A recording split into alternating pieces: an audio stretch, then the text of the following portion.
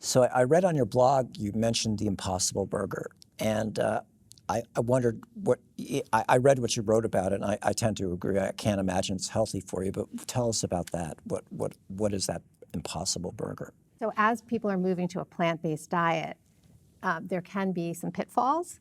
So the Impossible Burger, I think, leans towards that in that it's using soy. It's soy-based, which I have nothing against soy, but if it's genetically modified soy and it's very processed soy, then I don't think that's very healthy for you. So it's a very processed product. It's not really using good whole foods, so it's not necessarily going to be much better for you. Yeah. Yeah. It's highly processed. I mean, it's fake. I mean, it's in Right. some ways. Right. So you have to be educated about, okay, well, what am I turning to? If I'm going to be having less meat, then let's make sure that the alternative is going to be something better. Yeah. I tell me if I'm wrong about this, but I've always advocated that people buy regular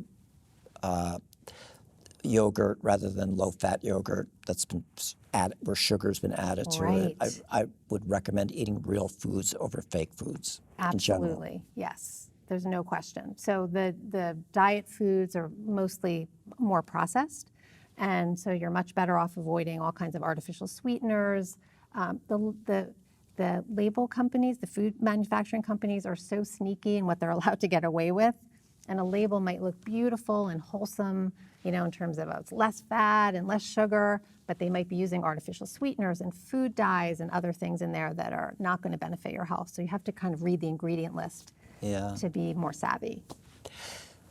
You could argue that what's the harm of artificial sweeteners? What's the harm of dyes? We've been eating that stuff for years, and what's the problem?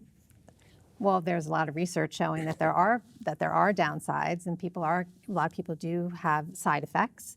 And one of the strongest things that's going on now is how it affects the microbiome. Yes.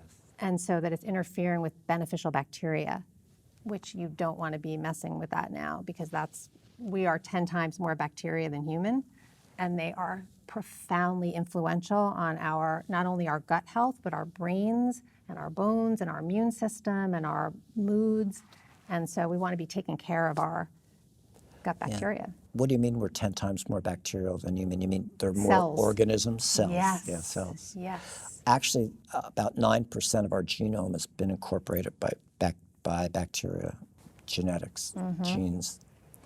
So that's a whole other subject. Yeah, can't get And into that's that. very complicated, but I think there's a lot to be learned there. And I think as time goes on, we'll know a lot more about that. Yes. What we do know, and I'll just mention this, is that fiber feeds good bacteria. So that's why you want to be getting in plenty of good plant-based fiber. Well, that's really the only place you're going to get it in is from plant foods, so that you can feed your good bacteria.